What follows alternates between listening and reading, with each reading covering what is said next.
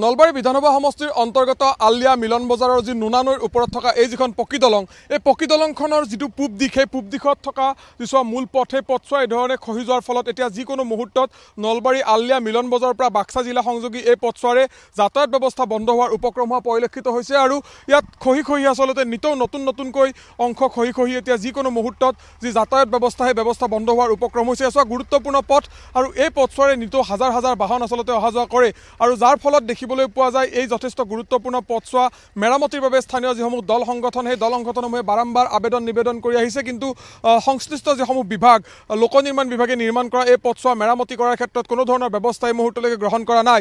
ৰাজ্য চৰকাৰৰ কেবিনেট মন্ত্ৰী জয়ন্ত মল্ল বৰুৱাৰ গৃহ সমষ্টি হ'ল এয়া নলবাৰী বিধানসভা সমষ্টিৰ আলিয়া যি মিলন বজাৰ অঞ্চল আছে, এই মিলন বজাৰত থকা যি আচলতে নুনা নৈ, সেই নুনা নৈৰ ওপৰত থকা এই যিখন পকী দলং, এই পকী দলংখনৰ পূব দিশত এই ধৰণে খহনীয়া আৰম্ভ হোৱাৰ ফলত যাতায়াত ব্যৱস্থা বন্ধ হোৱাৰ উপক্ৰম হৈছে। আৰু ইতিমধ্যে আমি উল্লেখ কৰিছোঁ যে 5 বছৰ সম্পূৰ্ণ নহওঁতে এই ধৰণে যিসমূহ অংশ, সেই অংশসমূহ খহি যোৱাৰ ফলত এতিয়া স্থানীয় ৰাইজৰ মাজত ব্যাপক প্ৰতিক্ৰিয়াৰ সৃষ্টি হোৱা পৰিলক্ষিত হৈছে। কাৰণ বিজ্ঞানসন্মত বা কোনো ধৰণৰ পৰিকল্পনা নোহোৱাকৈ এই দলংখন নিৰ্মাণ কৰা বুলি স্থানীয় যিসমূহ দল সংগঠন, সেই দল সংগঠনসমূহে অভিযোগ উত্থাপন কৰা আৰম্ভ কৰিছে। আৰু দলংখনৰ এটা মূৰ পূব দিশৰ আচলতে এটা দিশ আচলতে এই ধৰণে দেখিবলৈ পোৱা গৈছে, এই দিশতো এই ধৰণে খহনীয়া আৰম্ভ হৈছে আৰু যাৰ ফলত এই দলংখনৰ এইখিনি আচলতে যোগাযোগ ব্যৱস্থা ইয়াতো বন্ধ হোৱাৰ উপক্ৰম হৈছে।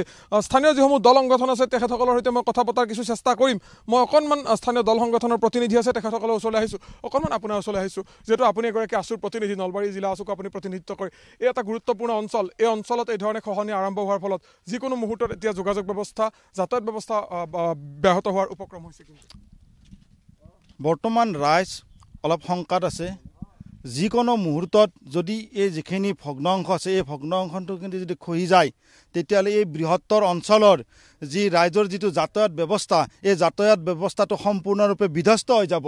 কাৰণ নাতি দূৰতে এই আলিয়া পঞ্চায়ত অফিচটো আছে, ইয়াত এটা আগত আউটপোষ্ট আছে। যদি এই ৰাস্তাটোই নিশেষ হৈ যায় বা এখানি ভাঙি যায়, তেতিয়াহ'লে এই যিটো মানুহৰ চলাচল বা ব্যৱসায় বাণিজ্য বা স্কুললৈ অহা যি ল'ৰা ছোৱালী, এই সকলোবিলাক বিচ্ছিন্ন হৈ যাব। আৰু আটাইতকৈ দুৰ্ভাগ্যজনক কথা, এই স্থানীয় যিজন বিধায়ক বা আমাৰ মন্ত্ৰীজন জয়ন্ত মল্ল বৰুৱা ডাঙৰীয়াই এতিয়ালৈকে এই বিষয়টোত কোনো গুৰুত্ব দিয়া নাই। আজি এবছৰ ধৰি এইটো এনেকৈ পৰি আছে।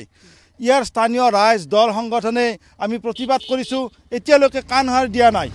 আমি দাবী জনাইছোঁ যে অতি শীঘ্ৰে এই যিটো ভগ্নাংশ আছে, এই মেৰামতি কৰি এই ৰাইজৰ যিটো এটা যাতায়াত ব্যৱস্থাত সমস্যা হৈছে, এইটো যাতে শীঘ্ৰেই ব্যৱস্থা কৰি দিয়ে, এইটো আমি আহ্বান জনাইছোঁ। অন্যথা ৰাইজৰ সহযোগত আমি কিন্তু আন্দোলন কৰিবলৈ বাধ্য হ'ম।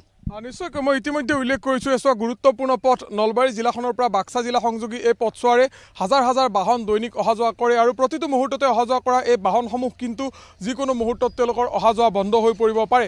কাৰণ যিহেতু এই অংশত খহনীয়া আৰম্ভ হৈছে আৰু বিগত এটা বছৰ ধৰি এই ধৰণে অলপকৈ খহি এতিয়া সম্পূৰ্ণৰূপে খহি যোৱাৰ উপক্ৰম হৈছে আৰু যাৰ ফলত স্থানীয় দল সংগঠন বা স্থানীয় ৰাইজৰ মাজত ব্যাপক প্ৰতিক্ৰিয়াৰ সৃষ্টি হৈছে। কি ক'ব বিচাৰিব দাদা? এছোৱা গুৰুত্বপূৰ্ণ পথ, তাৰপিছত কিন্তু কোনো ধৰণৰ গুৰুত্ব নাই।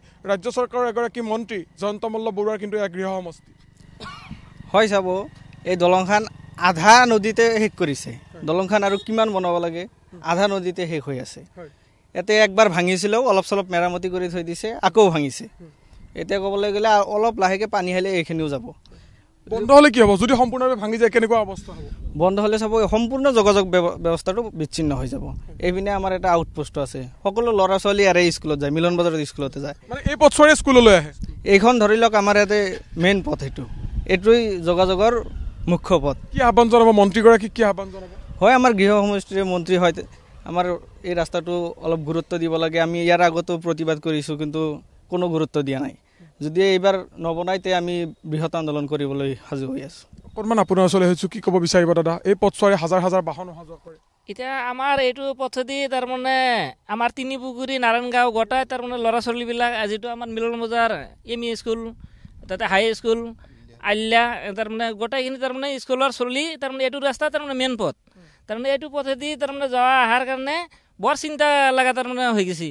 পানী আলি তাৰমানে যিখিনি জেগা তাৰমানে আছে এতিয়া আধাখিনি আধাৰ বেছি ভাঙি গৈছে এতিয়া অলপ জেগা আছে এইখিনি জেগা যদি ভাঙি যায় তাৰমানে যোগাযোগ কমপ্লিটলি তাৰমানে বন্ধ হ'ব কি আহ্বান জনাব বিভাগক কি আহ্বান জনাব স্থানীয় বিধায়ক তথা মন্ত্ৰীগৰাকী কি আহ্বান জনাব আমাৰ নলবাৰী জিলাৰ আমাৰ বিধায়কো হয় আৰু মন্ত্ৰী মহোদয় হয় তে আমি অতি সোনকালে আমাৰ এইখিনি ৰাস্তা কামখিনি তাৰমানে কৰি দিব লাগে বুলি আমি জয়ন্ত মোল্লা MLA ছাৰৰ তাতে আমি তাৰমানে এইখিনি আহ্বান জনালোঁ নিশ্চয়কৈ দাদা কি ক'ব বিচাৰিব যিহেতু গুৰুত্বপূৰ্ণ পথ ইতিমধ্যে আটাইকেইগৰাকীয়ে সেই কথা উল্লেখ কৰিছে মন্ত্ৰী জয়ন্ত মল্ল বৰুৱাৰ গৃহ সমষ্টিত এই পথছোৱা বিগত এবছৰ ধৰি এই ধৰণে থাকিল কি আহ্বান জনাব মন্ত্ৰীগৰাকীক কি ক'ব বিচাৰিব মই এইটো আহ্বান জনাওঁ যে আমাৰ গৃহ সমষ্টিৰ বিধায়ক তথা মন্ত্ৰী জয়ন্ত মল্ল বৰুৱা আৰু ৰাজ্য চৰকাৰে যদি এই সমস্যাটো অতি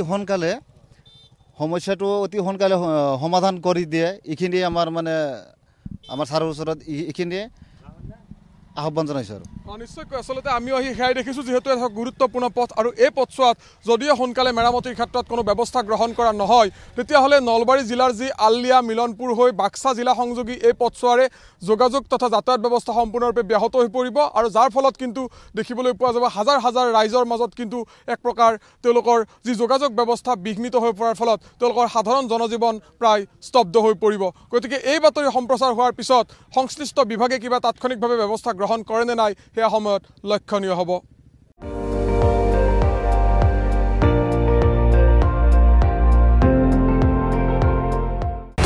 আপুনি চাই আছে ND24 সৰ্বশ্ৰেষ্ঠ নহয় সৰ্বোত্তমৰ দৌৰ